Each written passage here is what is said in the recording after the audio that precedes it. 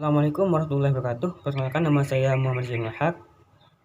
NIM E 2018-22-27. Saya perwakilan presentasi dari kelompok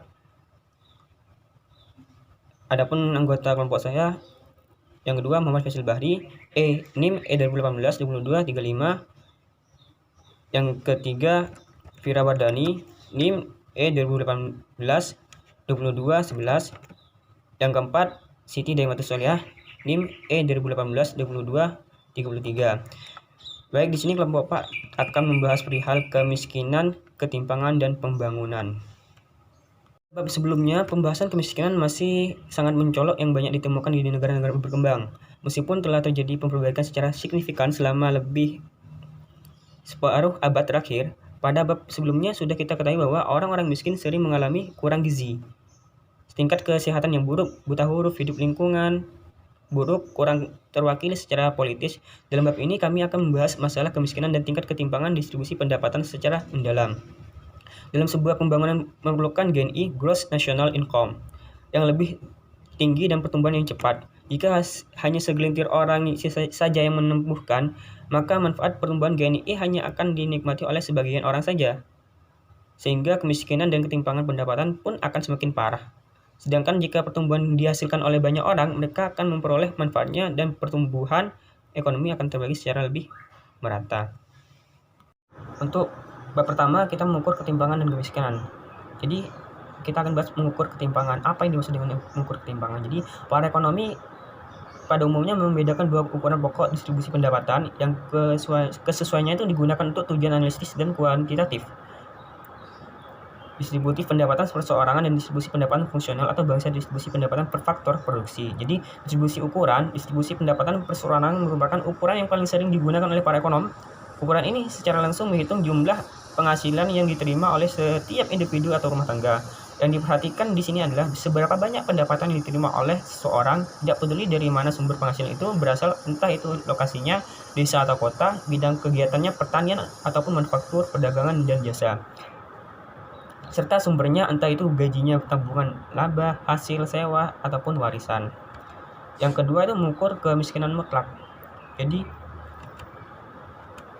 cakupan kemiskinan absolut adalah sejumlah penduduk yang tidak mampu mendapatkan sumber daya yang cukup untuk memenuhi kebutuhan dasar.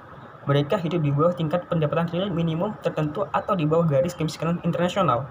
Garis tersebut tidak mengenal dapat batas antar negara, tidak tergantung pada tingkat pendapatan per kapita suatu negara, dan juga memperhitungkan perbedaan tingkat harga antar negara satu dengan yang lainnya dengan mengukur pendapatan penduduk miskin sebagai orang yang hidup kurang dari $1 atau $2 per hari. Kemiskinan absolut ada dan memang terjadi di New York, seperti juga di Kalkuta, Kairo, Lugas, atau Bogota, walaupun kadarnya jauh lebih rendah dilihat dalam persentase terhadap jumlah penduduk. Selanjutnya, kemiskinan, ketimpangan, dan kesejahteraan sosial, yaitu buruknya ketimpangan ekstrim. Jadi, ketimpangan yang tinggi justru memperkuat kekuatan politis golongan kaya. Di samping kekuatan tawar-menawar ekonomi mereka, kekuatan ini akan digunakan untuk mengarahkan berbagai hasil pembangunan demi kepentingan mereka sendiri. Jadi, demi kepentingan mereka individu orang kaya tersebut. Negara yang mempunyai ketimpangan yang tinggi seperti El Salvador dan Iran telah mengalami berbagai guncangan dalam negeri atau konflik sipil berkepanjangan yang menelan banyak jiwa dan memundurkan pembangunan selama beberapa dekade. Selanjutnya, pembangunan dualistik dan pergeseran kurva Lorenz. Beberapa tipologi bergaya. Jadi, Gary Fields menggunakan kurva Lorenz untuk menganalisis 3 kasus pembatas perkembangan dualistik. Ia membedakannya menjadi 3 tipologi pembangunan. Yang pertama, tipologi pertumbuhan perluasan sektor modern. Yang kedua, pertumbuhan pengayaan sektor modern. Dan yang ketiga itu tipologi pertumbuhan pengayaan sektor tradisional. Selanjutnya, hipotesis putar balik Kuznets. Jadi, kurva Kuznets dapat dihasilkan oleh proses pertumbuhan berkesinambungan yang berasal dari perluasan sektor modern seiring dengan perkembangan sebuah negara dari perekonomian tradisional ke perekonomian modern.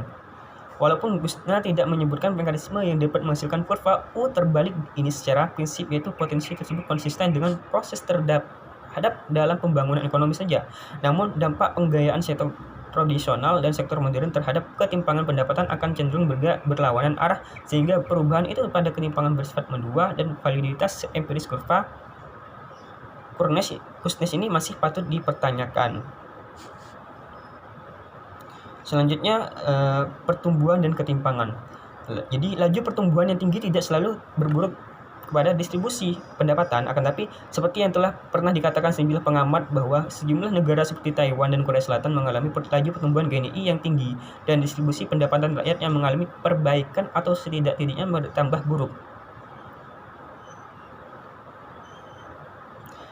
Namun demikian, negara-negara seperti Meksiko dan Panama juga mengalami laju pertumbuhan ekonomi yang cepat, tapi hal itu disertai dengan semakin memburuknya kondisi distribusi pendapatan. Di pihak lain, laju pertumbuhan GNI yang rendah ternyata tidak selalu berkaitan dengan perbaikan distribusi pendapatan. Di negara-negara berkembang seperti India, Baru, dan Filipina, laju pertumbuhan GNI yang rendah disertai pula dengan memburuknya distribusi pendapatan bagi 40% penduduknya yang paling miskin. Jadi GNI ini harus sesuai dengan negara dan kondisi negara tersebut. Mutlak, luas dan besaran. Permasalahan pemberantasan kemiskinan absolut merupakan berita buruk, namun di sisi lain adalah berita baik. Sebagian besar proyeksi menyatakan bahwa jumlah orang yang hidup dalam kemiskinan akan meningkat selama dekade berjalan sebelum menurun selama sisa abad. Hasil ini sangat bergantung pada dua faktor. Yang pertama, tingkat pertumbuhan ekonomi dengan syarat bahwa hal ini berjalan secara bersinambungan, dan yang kedua, jumlah sumber daya yang dialokasikan untuk program-program pengentasan kemiskinan dan kualitas dari program-program tersebut. Selanjutnya, karakteristik ekonomi kelompok kemiskinan tinggi, yaitu kemiskinan pedesaan. Jadi, kebanyakan orang berpikiran bahwasanya penduduk miskin umumnya bertempat bertempat tinggal di pedesaan atau daerah desa dengan mata pencarian pokok di bidang-bidang pertanian, kegiatan lainnya yang erat berhubungan dengan sektor ekonomi tradisional. Mereka kebanyakan wanita dan anak daripada laki-laki dewasa, dan mereka sering terkonsentrasi di antara kelompok etnis minoritas dan penduduk pribumi. Data aktual dari berbagai negara berkembang ternyata turut menunjang generasi ini. Selanjutnya, wanita dan kemiskinan. Mayoritas penduduk miskin di dunia adalah kaum wanita. Di berbagai negara-negara berkembang akan terungkap fakta bahwa hampir di semua tempat yang paling banyak penderita adalah kaum wanita beserta anak-anak. Penderitaan yang dialami mulai dari kemiskinan serta kekurangan gizi, pelayanan kesehatan, air bersih, dan berbagai bentuk jasa sosial lainnya. Selain itu, rendahnya kesempatan dan kapasitas mereka dalam memiliki pendapatan sendiri, kesempatan menikmati pendidikan, pekerjaan yang layak di sektor formal, dan berbagai tunjangan sosial. Kenyataan ini turut bersempit sumber-sumber keuangan bagi mereka, sehingga posisi secara finansialnya itu kurang stabil atau tidak stabil apabila dibandingkan dengan kaum pria.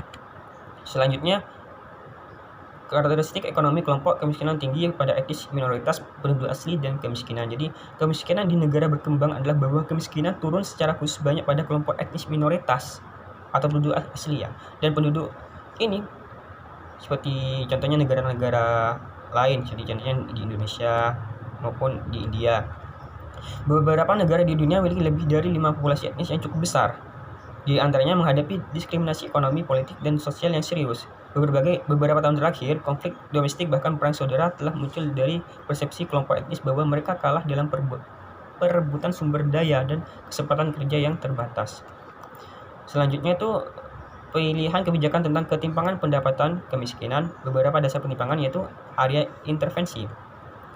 Ada 4 elemen pokok pada area intervensi ini. Yang pertama, mengubah distribusi fungsional. Yang kedua, mengurangi distribusi ukuran.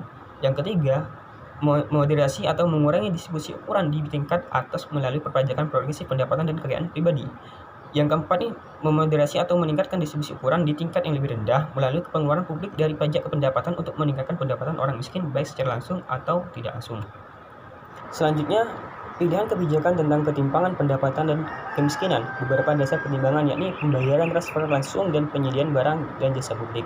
Pemberian langsung barang dan jasa konsumsi publik yang dibayar pajak kepada orang yang sangat miskin adalah hal lain instrumen potensial yang penting dari kebijakan komprehensif yang dirancang untuk memberantas kemiskinan. Contohnya, termasuk proyek kesehatan masyarakat di pedesaan dan daerah pinggiran kota, makan siang sekolah yang prasekolah, program suplementasi gizi, serta penyediaan air bersih dan elektrifikasi hingga ke pelosok daerah pedesaan. Transfer uang langsung dan program makanan bersubsidi untuk masyarakat miskin, perkodaan, dan pedesaan itu juga karena kebijakan langsung pemerintah untuk menjaga harga bahan makanan pokok tetap rendah merupakan bentuk tambahan subsidi konsumsi publik. 4 masalah penting membutuhkan perhatian. Sekian presentasi dari kelompok 4. Kurang lebihnya mohon maaf apabila ada kesalahan dan penjelasan yang kurang jelas. Akhirul salam. Assalamualaikum warahmatullahi wabarakatuh.